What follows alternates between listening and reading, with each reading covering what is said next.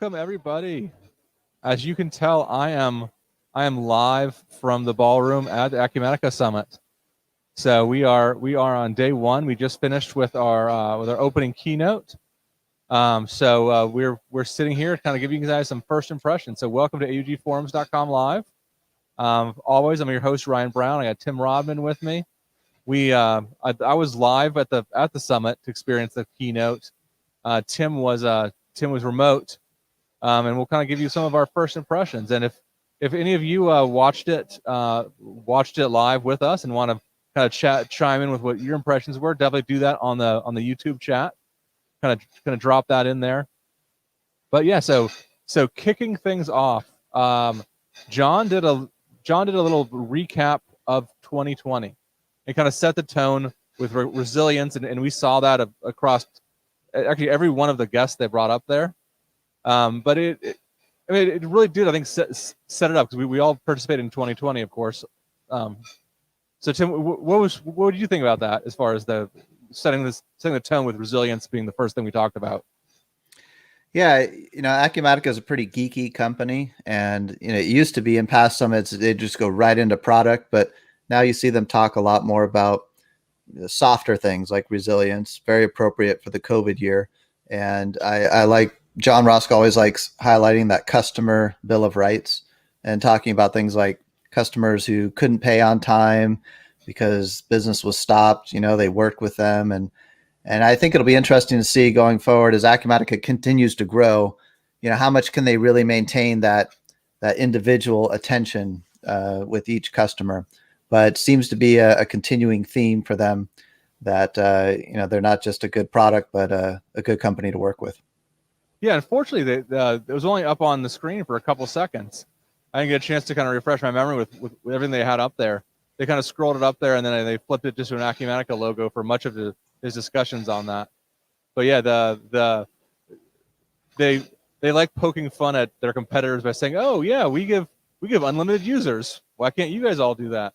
Why do you charge per user?" So they've kind of taken their strength and just kind of leveraged that against their competitors on that one. I think the big one that I think he even mentioned it again today was ownership of your data. And I don't understand the legal side of it, but I don't know if, does NetSuite, you don't own the data, you can't get it out. I don't know if that's how differentiating that really is, but I know that's one they like to hammer on, that you can get access to your data and I think anytime you want.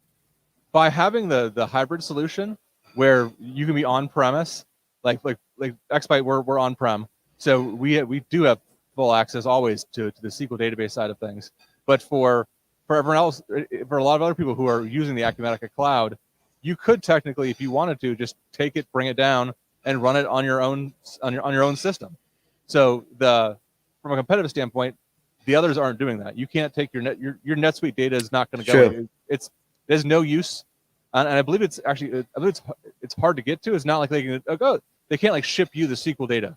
Like, that makes sense. Here's your tables. Acumatica, you're in your own database instance. They could take a backup of it and say, here's your exact data. Whatever you want to do with it from now on is yours. No, that makes sense. And that, a cloud solution that's only a cloud solution that you can't run on-prem, you're right, you wouldn't be able to do that. So maybe it is less of a legal thing and more of just a product thing that you could actually install Acumatica locally and restore your Acumatica instance with the two concurrent users having no license. Yeah. If you really needed to have access to your data and migrate it to something else. Yeah, that's a good point. And I know for other vendors in general in the cloud, getting your data down has always been an issue. Like they love you putting data there. It's cheap to get your data there, but it's expensive to get it down. So I don't know if Acumatica charges anybody for when they leave to get the data. If they have it in the I know last I checked, it was like it has nothing to do with leaving, but if you wanted a SQL backup, like if you're too big for a snapshot, the snapshot's like, around a gig or two, it sends the timeout, but it's like a few $100 to get a SQL backup, but still, at least you can get it, right? Yeah. We've run into that with snapshots. We abandoned those.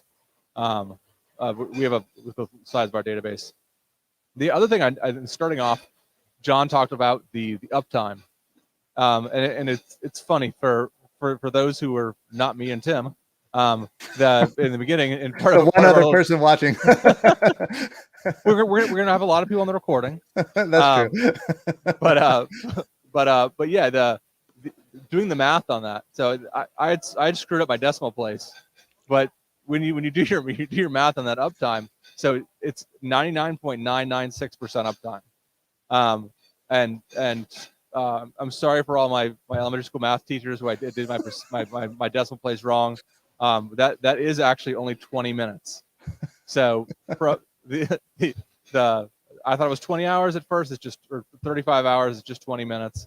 But yeah, that's pretty good. I mean, Tim and I were talking earlier. I can point to specific incidents where our internal systems, for various reasons, were down for more than 20 minutes for an entire year. So that's pretty good for the Acumatica Cloud to have that kind of uptime.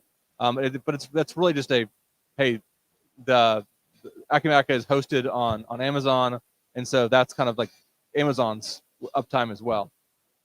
So so it kind of points to both of that, but and also zero ransomware attacks.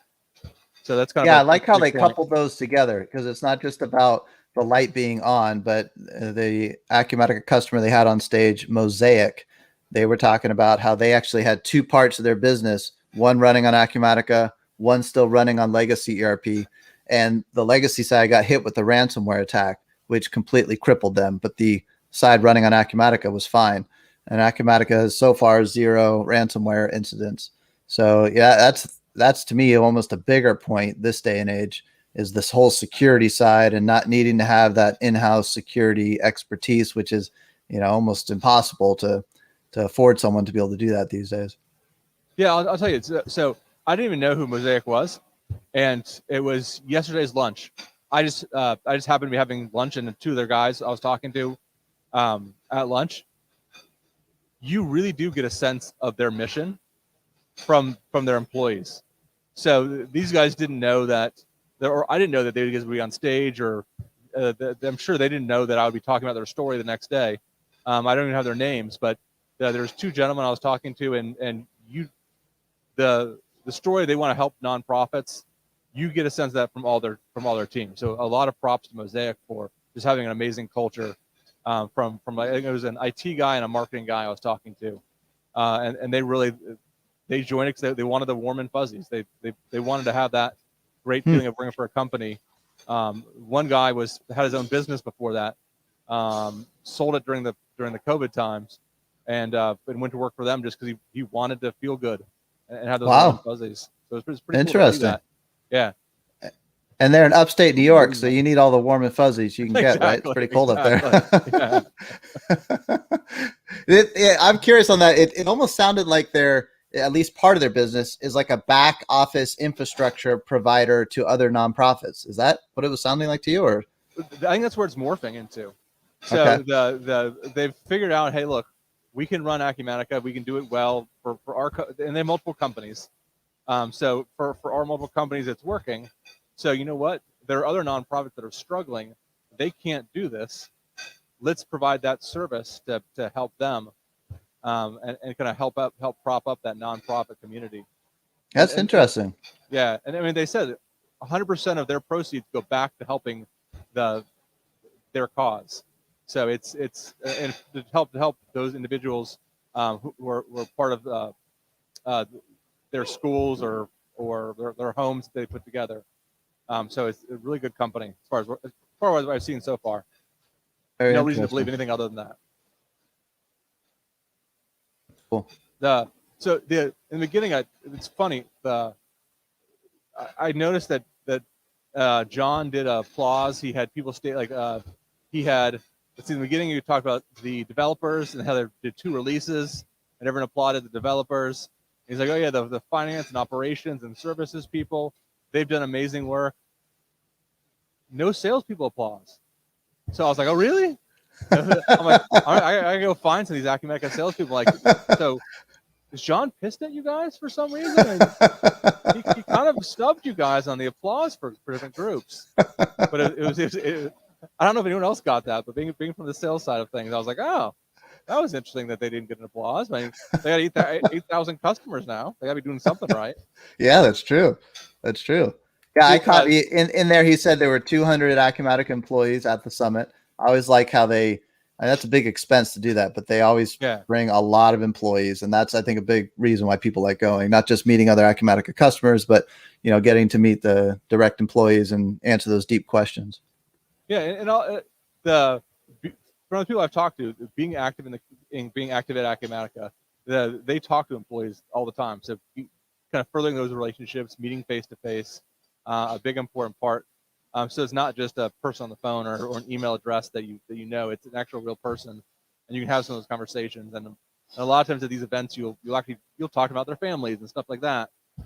So you get much more of that personal connection. And you said the big 8,000 number. So they're saying 8,000 customers now at the summit. Well, I guess it was like a year and a half ago. I was gonna ask you. Go ahead. Did you post that slide? Or go ahead. Yeah, the 8,000 slide. No. The last summit, you caught in they had a goal or something for the future, or I think. Yeah, so I misinterpreted it. It almost sounded to me at the last one that they were saying they were already at 10,000, which seemed crazy to me. But it does seem like that's more of a milestone that they're measuring. The last summit, it was actually at 6,500, which was like a year and a half ago. So that's still solid. It's just steady growth. It seems like for them, they've been doing like 1,000 to 1,500 customers a year. Yeah, I was talking with Harsha from InfoSourcing, and he had mentioned the 6,500 number from last year, and then also he had said that 10,000 was the goal for 2023. Okay, so that makes a lot of sense. Yeah. That would be steady, and yeah, that makes sense. So that's some good growth. The other thing that caught my attention in the beginning was Jon bad mouthing Dell servers and digital transformations. I'm like, Jon, I missed that. He's like, oh, Dell's talking about their digital transformations with their servers, but it's really about the businesses and stuff. And I was like, what? No, Jon, we love our Dell servers. But it was definitely a theme of people getting off of on-prem stuff and onto the cloud. Which you expect in cloud ERP. Agreed. And for all those watching, for all of our many fans watching live, and those watching. We're up to four. We're up to four now. If you are watching live, please chat with us. You're going to give Tim and I a complex of just kind of talking to ourselves and hoping for and hoping for recording visitors. So let us know if you had a chance to kind of watch the opening keynote from remote, or what it was. But yeah, definitely a common theme of people moving from on-prem. I would encourage everybody out there, of course, if you do have something in the cloud, it's not a bad idea to have it back up on-prem. So pretty good idea. Or the development instance, like we've talked about. Development instance. Yeah. Also a good thing there. So now, Tim, we had talked yesterday, and we forgot to kind of open up with this, but yesterday we did right before the hackathon, right before the presentations. We kind of I cut away from my team, and we did about 20-25 minutes of discussions with people at the hackathon. Yeah. So you had started at, I think you said you had been up since like 4:30 a.m. Pacific time, something like that, right? On Saturday. Yeah. So and then you start at 2 p.m. You go till 2 a.m. Then the next day you've got 90 minutes to present. You can totally hear. I could totally, even across the screen here, get the like tense, almost smell the perspiration. People are talking. They're like, I can't see it, but I can sense that they're looking at you funny. Like, what are you taking 25 minutes out of our last 90 minutes? So go ahead, take it from there. Yeah, so that leads up perfectly until like that's why I got the Microsoft Surface, and we're going around yesterday talking to people, and you guys didn't see it at the end of it, but at the very end of the broadcast yesterday, my team is like, hello, hey, come back, because you guys, the people watching, you guys don't know, I led most of the presentation for our team, because I mean I'm not a coder. Excuse me. I'm not. You gotta do something, right? So I gotta do something. So I was part of the presentation piece of it, and we were using my Surface for the actual presentation. So they're looking to do final testing and everything, and they're like, huh, right. So one of our people is in their words, not mine. He's like, he's off chasing fame, and we need him. So I was like, all right, let me run back.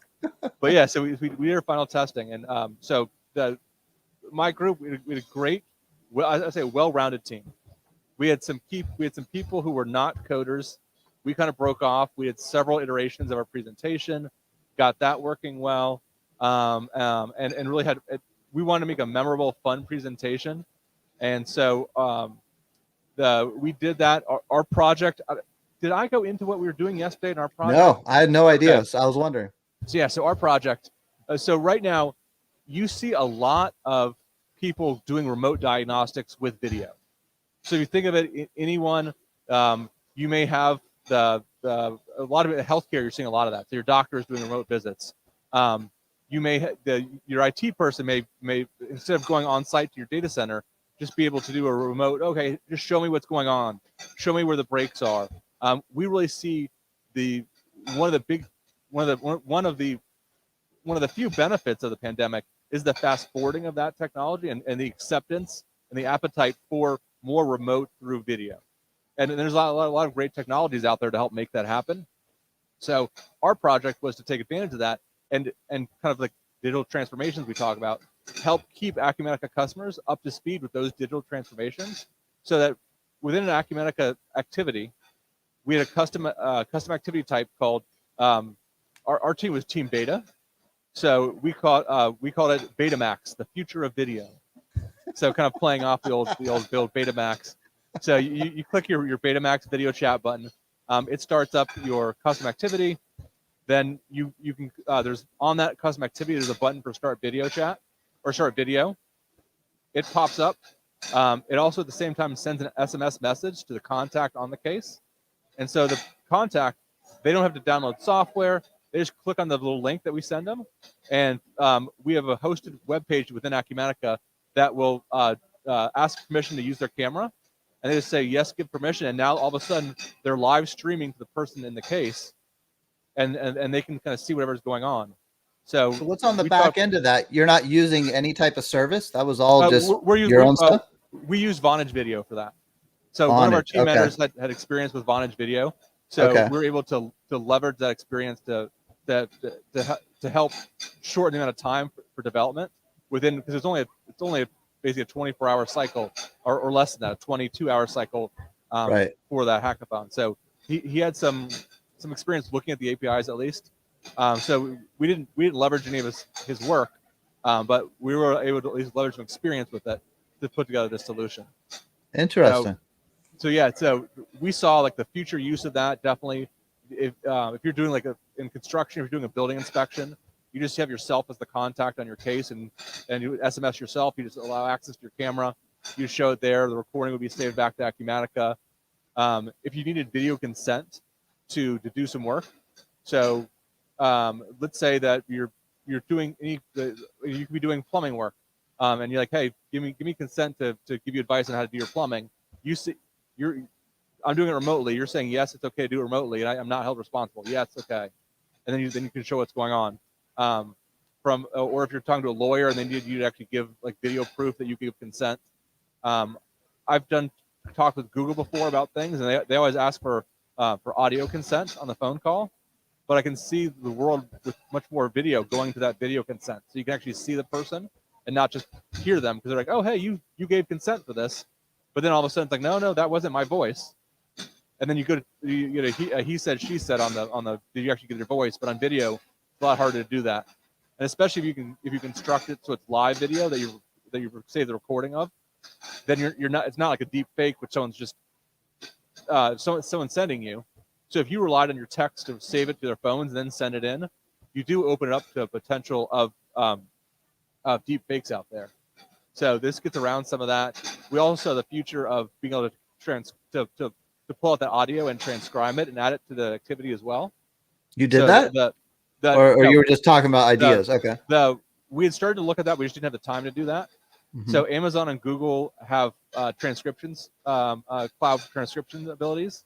So we saw that if we could pull out that audio from the MP4, there'd be a way to get that transcription. So that if we had more time, that was definitely the next step that we're going to be adding to it. And were you actually able to demo the recording part, or that was another future idea? The recording was actually the very last piece that we couldn't get the actual recording written back to Acumatica. We probably needed an extra hour to do that. Yeah. But we saw all the recordings so that we knew that they were up in S3. Okay. So anyway, that's what we did, and we won. So that's amazing. Yeah, I had a great group, well-rounded, and had a lot of fun doing it, and got a kind of chance to see developers in action. But yeah, for anyone who saw yesterday's session with Mark, we definitely encourage any non-developers to get out there. It's a great opportunity to do that. I've talked to a couple of people here at the summit about that very topic. Like, hey, you don't have to be a developer; just get out there and kind of give your business experience, and talk through that and help out with presentations. That's a big piece of it. I'm looking for that picture. Let me see if I can get that up here in the next 30 seconds or so. Oh, yeah, I like the winning picture. Mark posted it on LinkedIn. Here we go. I've got it. Let me share it on the screen here. You definitely look like a very excited team. When we were doing the broadcast yesterday, everyone sounded like exhausted. Yeah, we were. I mean, I think it was Patrick you were talking to. You asked him why does he do the hackathon, and at that stage he was like, I don't know. I don't know. Yeah, I think they got back to their room at 3 a.m. And we had started back at 9 a.m. So they were only in the room for 6 hours, and when you're on multiple time zones, you've got some jet lag. You don't even know what's going on, and I definitely was one of the people. I started waking up probably around 4 a.m, which was 7 a.m. Eastern time. So my body was completely thrown off, and I was up almost every hour. But I just forced myself to go back to bed to get some sleep. Wow. Yep, there you guys are. You look like a happy group. Hackathon first place, #1. Yeah, we get our name on that trophy. So yeah. Very cool. It was a good group. Yeah, the having the well-rounded group and having people break off and just work on that presentation piece, is great. I think that was one of the keys to our success is having our smaller groups, and we had a couple people working on different pieces of development. So they had some specialties. So we kind of used everyone's strengths to come up with our final team project. And did you demo it from your Surface? Yeah. Yep. So after you broadcast live from the Surface, you then had 60 minutes left to get it working on your Surface. Oh yeah, but it was not a local copy, so we had a cloud-based copy. So still, you had to run it through. Yeah. So that's why my team was looking at me. They're like, "Wait, come on, come back to us. We got to do this. You have the presentation also." That's amazing. But it was a good time. I think that's a good segue back to the keynote on the Teams integration, because it sounds similar to what you guys did. Did it? I was sitting with Jeremy, who's one of the Xbyte developers. Sorry, unless you had any more on the hackathon. No, you're good. I think great segue on the team side of things. Yeah, when they were showing it, we kind of joked like, "Oh, hey, that looks like similar screens." With that, I saw it kind of. When Doug did the demo, I wasn't sure if it wrote back the link to the Teams chat automatically to the case, or if he had just saved that in the past and he was showing that. I didn't think about that. The other interesting thing is that in the very first showing of that case, you saw the team icons on next to people's names, but when he showed the last piece of it with the kind of notes written back to it, I did not see the team icons next to people's names. So I don't know what that was. I'm sure this is all beta stuff. They're in the early phases of things. But it was. So you're talking about. I'll get it up here. Let's see. The first screen, they had Teams icons next to both the internal and external contact for the owner and the contact. And then the last screen you're talking about is this one, I think. Yeah. So I noticed the owner and contact did not have did not have any icons next to them this time. Good point. And that note And there, then the link you're talking about is the link down there on the bottom of the activity, open message thread in Teams. yeah. So and I don't know, one of the things that we're looking for is kind of an easy way to create the channels. So like the let's say that you're on a case or you're on a sales order and you want to chat about it, to be able to click on a button and it would just create an internal channel for that, named after that particular document or let's say case or order that you're on, or quote or opportunity or whatever it is, and then automatically invite anybody who is associated with that. So kind of a nice way to kind of consolidate any communications about a particular, again, document, be it case or be it order. So I don't know where they're going to be taking this one, if they're going to get to that point. But I'm definitely be chatting with Doug that we see some great benefit of using Teams, but having more specific channels for consolidation of discussions automatically for cases. So you couldn't tell when he clicked the. Let me see if I can get this up here. When he clicked, it was this right here. These two Teams button. He clicked it. It opened Teams, but you couldn't tell if it was creating a channel on the fly. It looked like it was just creating a one-to-one with that person. Okay. But I'm not 100% sure on that. I see. Yeah, we couldn't really tell. He ends up chatting with this guy from Microsoft. It was running real slow on his eyes closed. Yeah, it is. Sorry, I was doing the best I could. But I couldn't tell if it was like what happened when he clicked on the button. It was real slow on my end. Like, was it prompting for anything, or oh no, there was some screen that popped up like, do you want to call this person or message them? Is that what the intermediate step was? Yeah, that was, I'm sure that was an Acumatica / Teams pop-up that came up that just allowed them to pick how they wanted to communicate. Because I mean, you can call or chat in Teams. So that they had those buttons, and so they showed both of them in the demo. They went to a chat with some internal person to ask if they've worked on the case, and the person said, "Oh nope, I've been at the beach." I saw that part. Everyone kind of good laugh at that one. And then and no recording. Did they do anything with the recording like you did with your hackathon project? I did not see a recording or mention of that. Okay. I don't know if Teams. I don't have a lot of experience with Teams to know if they automatically save any video recording at all.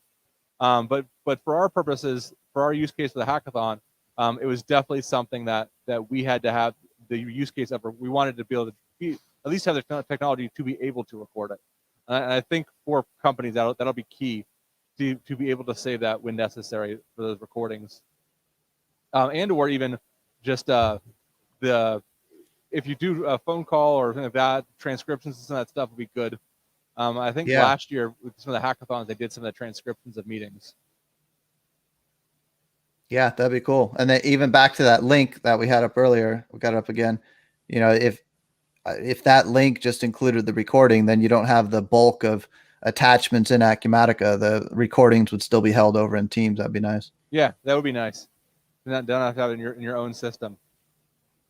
Yeah, the Adobe thing was pretty cool too.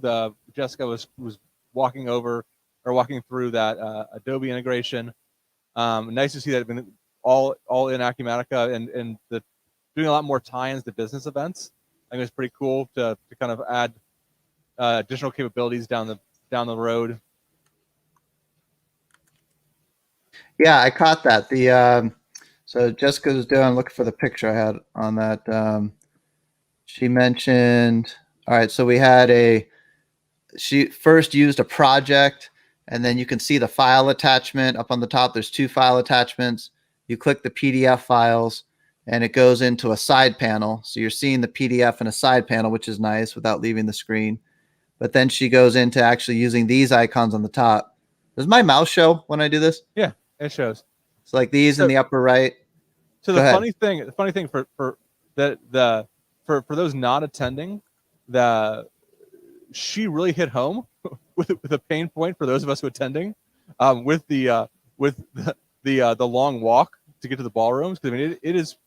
I do need to actually check my Apple Watch to see how far that walk is, but it feels like it's a couple mile walk from the elevators to the ballroom. So it was funny to see her talk about that in the presentation, because the whole audience got a good laugh at that, because we're like, oh yeah, we would love to see a ballroom right next to the elevators. Please do that construction when in your construction expansion. How about the marketplace or the other rooms? Where are they located?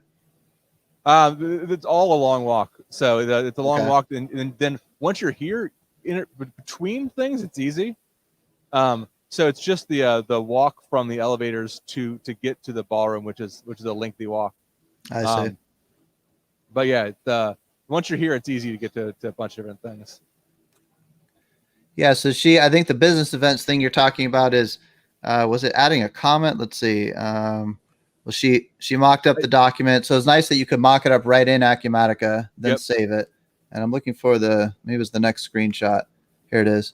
So then I don't know what this is called in Adobe, but I guess it's called a comment, leaving a comment, and then she was talking about how that could trigger a business event, right?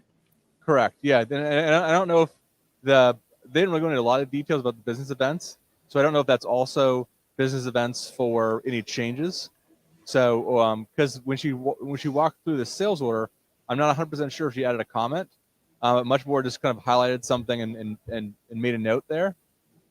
So the business events could be tied to any number of things with edits to that.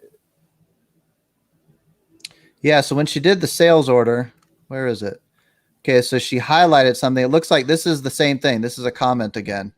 And so that would be the same thing that she was talking about for business events.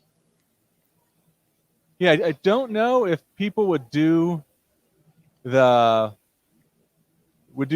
versus just use the actual notes on the order, or add activities for discounts or something.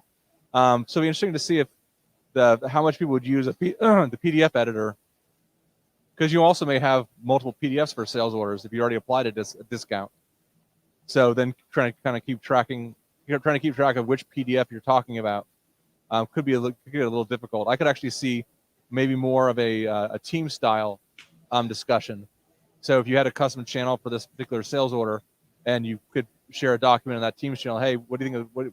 Where are we on this? Can we get approval for discounts? Then having people chat through there, you get some persistence of that chat communication, and you could even say, oh, hey, yes, discounts approved. It would replace the traditional emailing around of information and having to then search through your emails. Oh, hey, what did someone approve this? And if you're not in that email discussion group, it's hard for you to come in after the fact and see what happened with something. But if you had the Teams channel in there, anybody could come in after the fact if they're in the company and had permissions, and be able to see that Teams communication. So it gets around that limitation of email. Yeah, a lot more structure than just a marked up PDF document. Yeah, so I get like construction, because you have like, oh, here are final plans and markup, and you kind of take everyone. Yeah. But for like a normal sales order, I don't know if I'd see that.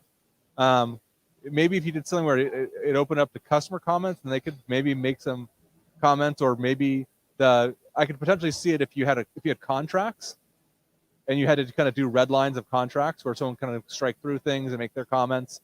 And a lot of times you're setting those back and forth between people. I could definitely see those use cases on those type of sales orders as you're working through those contracts. Would be very handy. Makes sense. See, what else do we have? We had a few customer videos they showed, seemed like, and then another customer panel with ISS, oil and gas industry. Anything stand out to you there? They're really hitting home the idea of unexpected events. So the wanting to kind of with like the playing up the benefits of a cloud solution. So hey, unexpected events happen, but it's not to prevent that unexpected events, but it's having a partner like Acumatica to be able to overcome them. So that was definitely a piece I pulled off of ISS as well as with Mosaic. And they're talking, and even the opening where they're talking about zero ransomware. So they're really talking about that safety and flexibility of the cloud. And ISS also just the speed of the implementation and getting things spun up. It seemed like they had to go from 0 to 60 in a very short amount of time. It sounded like they peeled off from a multi-billion-dollar corporation and fired it up and started running real fast. That was interesting. Yeah, I think last year you saw it with a lot of companies where if they weren't already on a cloud system, you had like we're like, oh, like, we're even considering it. We got to do it now.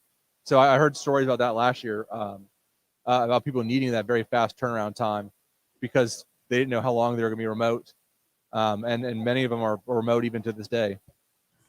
It's almost a bullet point now for a startup who's pitching to investors. You know, it's almost a required bullet point in the deck that we're going to go cloud, so we're going to get up to speed faster. You know, at least that's the overall. That's what it kind of says to me. Yeah, my other thing I looked at was with Acumatica. They had the now 4 offices, so they're kind of they're expanding their global footprint, and finding good talent pools in different places. Yeah, so their headquarters, I forgot that they were originally in Kirkland. Actually, they were originally in McLean, Virginia, I think. And then they went to Washington and Kirkland. Then they went over to Bellevue in Washington. Now they're back in Kirkland. And they've now got a London, England office as well. Jon Roskill always likes to give a shout out to his mom who lives in London. And now he has another reason to go there. I was talking to John yesterday, and I saw the article that they wrote about the Kirkland move. I'm like, John, they described you guys as a startup. They said, oh, a startup's moving, they're expanding. And he's like, yeah, well, that's a business or there's a real estate magazine. They're talking about things, and he did say they still feel like they're a young, scrappy startup in what they're doing. So they still have that feeling. So that was a good answer. That was a good CEO answer to having the real estate magazine mention that you were a startup. I guess in real estate, anyone who's been in business less than like 30 years is a startup, right? Exactly. I guess in the scheme of things, like, yeah, if you're comparing it to like a GE or something, oh yeah, this startup here, they've only been around. How long has Acumatica been around? Probably 10 years. Since 2008, so 13. Okay, yeah. 13. Wow. Yeah. Another teenager. They missed their opportunity to play up that they're now a teenager. Oh, they used to talk about that like years ago. Jon Roskill would use the word teenager, but I guess in ERP years, right? It's what is that in dog years? Is there? I don't know. What do you multiply for ERP years? I don't know. This one was interesting, kind of on that point, just about they're still being the fastest growing. But I like the slide because it's not just saying, "Hey, we're the fastest growing," but "Hey, we're the fastest growing by far." I thought that was interesting. Yeah. And Zoho, the next one on there, I mean, that's a much smaller business type of solution, so that one isn't even mid-market territory, at least in my opinion. So that's kind of interesting slide. Yeah, I didn't know Zoho had an ERP. I know them. They were more of like they had some like collaboration tools I knew about, maybe even some Word and Excel cloud replacements, if I recall correctly, early on. So I didn't know they were in the that ERP space, but looks like they are. Yeah, I don't know a ton about them, but my impression is it's kind of like a QuickBooks, where they're trying to move up into the mid-market, but I don't think it's really true mid-market. So to be really, I think you have to go to the next point. I think that's Financial Force, the red F there. That I think is a more comparable to Acumatica. Yes, it's good to see them continuing to grow. I mean, 8,000 customers and moving on up. I like that it's steady too. It's not like it's like 1,000 to 1,500 customers a year. It hasn't been like this big, huge mushroom cloud. It's extremely solid enough to be the fastest growing, but it's not. You don't get the sense that the bolts are starting to rattle off the runaway locomotive. It's just kind of slow and not slow, but it's steady growth, right? Yeah, and they're increasing staff at good levels, and it doesn't sound like it's too fast for them to handle. I mean, 150 people. That's a lot of people to hire in this pandemic year. And that was the Oh, did he mention? I missed that. They hired yeah 150 in the past 150 year. people. Wow, interesting. Yeah, across all areas. In a discussion with Ali, I think he was telling me that they had, just in product management alone, they had added 17 people. I think this calendar year. So Wow, 17 people in, I believe it's 2021. This wow, calendar year in product management. So some good expansions into the various teams there. that's crazy. Yeah, I like the growth. How he almost coupled it with the growth slide. It wasn't like, hey, we're 8,000 customers. Right there with it, they had this slide showing the importance of customer satisfaction. And I think that sort of fits with the stability point in that it's solid growth, but it's steady, it's stable, and I think that's why their customer satisfaction continues to rank high. Yeah, what's interesting is if you look at that, the satisfaction, you'll see that there's actually a lot of people tied with them, but that the growth being on the y-axis helps kind of catalyst Acumatica as the standout there, because they have both satisfaction and that momentum going for them. Where you It's a see good like point. you'll see like your QuickBooks out there, and it looks like Sage out there. They still have satisfaction, but they don't have that growth. So it's interesting to see that maybe Sage and QuickBooks customers are still satisfied, but they're the new people coming on board. They're not looking at those solutions anymore. They're looking more at the Acumatica. So we don't quite see the mass exodus yet from those other systems. Kind of, you don't see that hockey stick growth, but I mean, a lot of new implementations are looking to Acumatica because of the high momentum. Yeah, and that red F earlier, I think it's Financial Force, but now that I see a FreshBooks, I wonder if it does look like a different F. I don't know what that red F was earlier. I assume Financial Force. What else did we have? See, I'm just scrolling through. They had a carbon neutral slide. Seemed like marketing stuff to me. Anything special there? I was wondering if they include like the flights that all the Acumatica employees take in that calculation. I doubt it. You never know. Maybe they're doing carbon offsets. You mentioned carbon offsets for all their stuff, so who knows? They'd wanted to be using all sustainable energy in the next couple of years. So that was interesting. Like even I don't know how you do that when you're running on the Amazon cloud, or maybe it's just a bullet point you get automatically by being on the Amazon cloud. If they're doing that, that was interesting. Yeah, I did not know. Yeah, if how Amazon's going to play a role into that, where if Amazon it also has that goal, so they just kind of inherit it. I did get a shot of as they pan the audience just for, I was curious, he didn't say how many summit attendees. I think at the last summit, I was checking here. Let's see, I'm looking for it. Now that's probably half the audience. Oh, really? Okay. Or maybe 2/3 of the audience, because the boom camera was probably 1/3 of the way in. So that's not the full audience. So last summit, they said there were 2,500 attendees.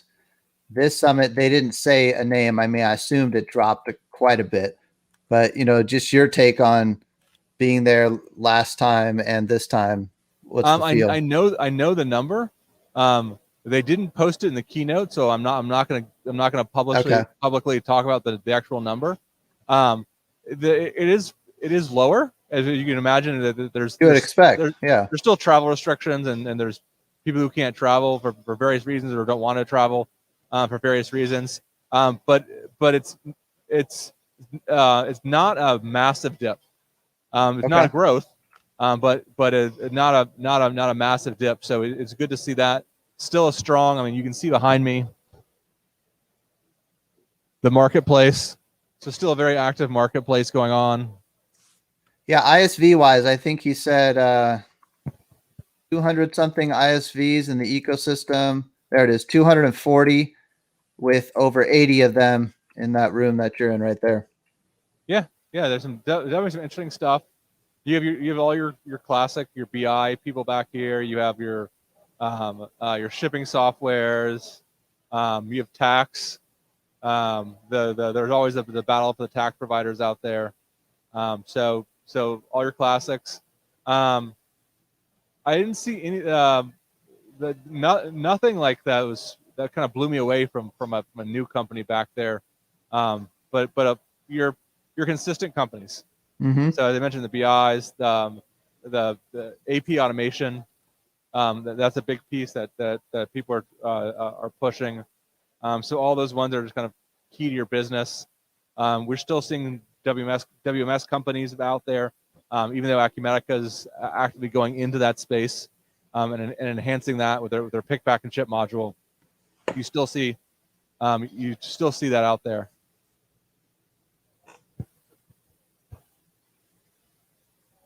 Yeah, the steady. I think we can apply the steady point to the ISV ecosystem.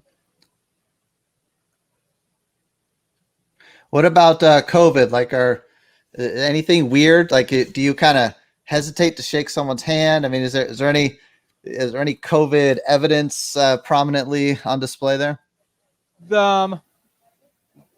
You see the much more mask wearing by employees, but I think Vegas actually changed their public announcements of this coming into it, where they're like, oh yeah, you may want to, I forget the language they put on it, but it wasn't like you don't have to wear them anymore, but it's okay. Hey, you recommended you consider masks or something. Okay. It's their polite way of not saying it, but saying it. Mm-hmm. Like, no, we're doing something because we said you should probably do this. Yeah, Really, it's you kind said of should probably. a little pullback. It's really unclear right now. Yeah, so it's like a CYA more of anything else. Yeah. But you see people, and everyone's excited to be out. People talk about like, look, we're fully vaccinated.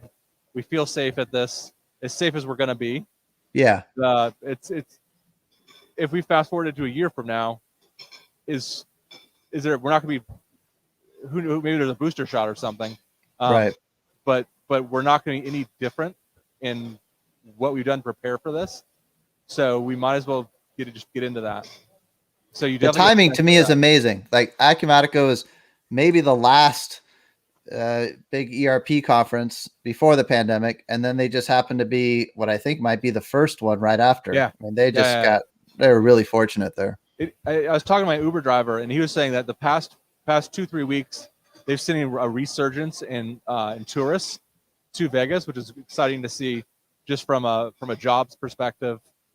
Just to see, because I mean, Vegas is such a service industry, and so dependent upon this serving those tourists, and to not have them there, it impacts everybody. For a year, he had very light work. Yeah. They had a sold out concert at the stadium a couple weeks ago. They've started to see some small conferences coming back, so they're excited to see that. And he actually said that it was probably the most traffic he's seen like a week ago than anytime he can remember.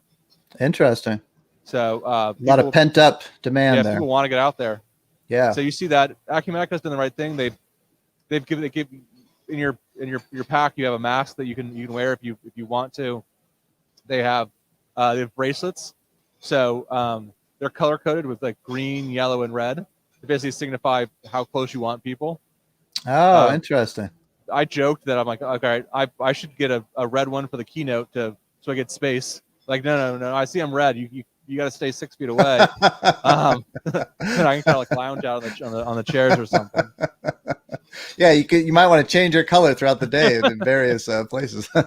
or as you walk through the ISV area, if you don't want to talk to someone, you have red out, and then you just kind of you have your other sleeve. You kind of different arms. I do want to talk to you. Yeah. Food? Anything different with food, or is it just still buffet style?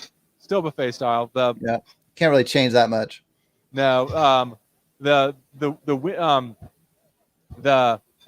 Expo in the early phases of the pandemic, we were still trying to figure stuff out, and we were doing split shifts, and even when we first came back, we still wanted we buy lunch for everybody. We still wanted to continue some of that, and so we bought individual lunches for people, as opposed to we're doing some more buffet style in the past.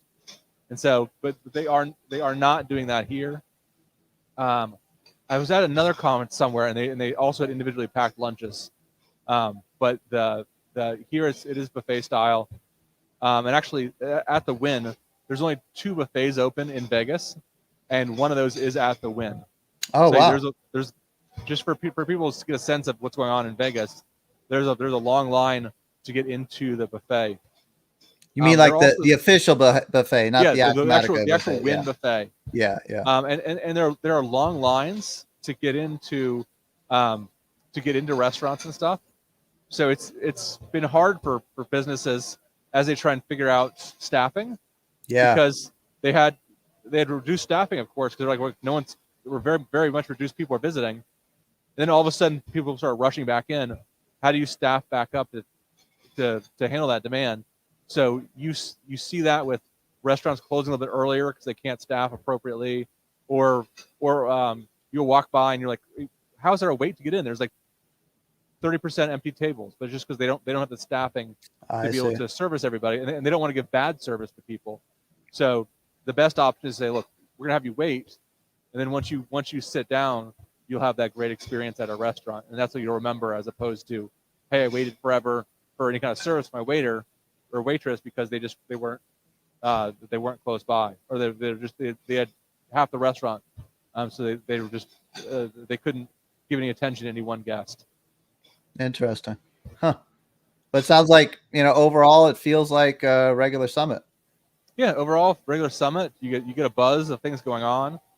I'm excited to kind of see what's new in 2021 R2. So I got a little bit of reading up of the release notes for that, but I want to see some of the stuff. Also got a sense of some of the advances they're doing with warehouse management. So it's gonna be interesting to see how they kind of get more into that space, and have more native pieces. So from a customer's perspective, we love that because we can kind of reduce the reliance on other solutions. But the other solutions will just have to start differentiating to figure out, hey, how do we do advanced WMS, which is outside of the Acumatica umbrella, or how do we add value beyond just being, hey, WMS, because Acumatica doesn't have pick, pack, and ship. So it's easy. Yeah, I wonder if we're going to see some of that in the keynote, or at least maybe you can fill us in, from your breakout sessions that you see today, what those new features are. It's interesting. Yeah, we have breakouts today and tomorrow about new stuff. So, yeah, we're doing another live broadcast. We will, I guess, tentatively scheduled for Wednesday at yeah, I think we still have to nail down the time.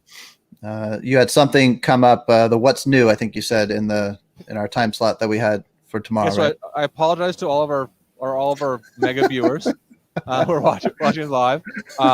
We committed to these, and then I was looking at my schedule and I was like, oh, hey, the what's new in distribution is at the exact time as a live broadcast.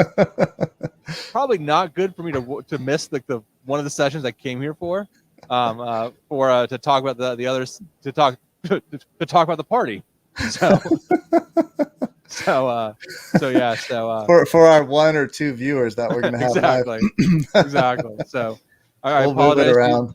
Apologize to you to do our 1 or 2 live viewers for a summit broadcast. All of our viewers are here.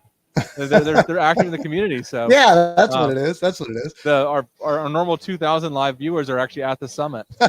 So like, wow, that's exactly what it is. I lived it. I don't. Yeah, I heard Jon Roskill mention something. The party tonight's at a beach, something, or where is it tonight? Yeah, I was talking to someone. Apparently, the new in thing to do is to close pools for guests and then open them up for parties. So no one's in the water. You're just kind of around the pool. By the pool, I think, okay. Or by the pool deck or something. So we'll kind of see. This has been the busiest I've ever been at any summit. So I'm not doing a lot of pre-planning as far as where I'm supposed to be in places besides the broadcast. Yeah, even if it's 90 minutes before your hackathon presentation, you came through. So, but yeah. So I just kind of look at my phone. I'm like, where am I supposed to be? Let me run out there right now. But yeah, well, thanks for taking another hour out of your summit experience to broadcast what it's like for people like me who can't be there this year. yeah, no problem. Even it is just for you. So far, I think that's the case. Tim, I will say people do miss you. I was talking to some people and I'm like, yeah, I got my broadcast coming up with Tim, and they're like, oh, where is he? I haven't seen him. And they're like, oh my God, we just moved back to Ohio. There's a lot of logistics involved. He couldn't break away for this year's event. So you are missed here. Well, I enjoyed yesterday. You walking around. I got to see some familiar faces. Yeah. So thanks for doing this for me. I appreciate it. Maybe someone else will too. No problem at all. Thanks, guys. We're signing off. We will update the webpage with, I guess, just for the one person watching live, whoever you are, Bob. I guess we'll call you Bob for now. We will update the webpage when we have times for the second recap of the summit, and then we're going to be going on a couple month hiatus, just as summer schedules come to an end with travel and stuff. So stay tuned. It'll probably be another 6 weeks before we do any more after the last summit one. Before we put any more events up on the calendar. I just have to. I'll be gone on vacations and getting kids back in school, so then we'll figure out schedules coming off that. All right, guys, we are signing off from augforums.com/live. Thank you very much for listening to Summit Day keynote recap. So we will see you on the next live broadcast. Bye, everyone.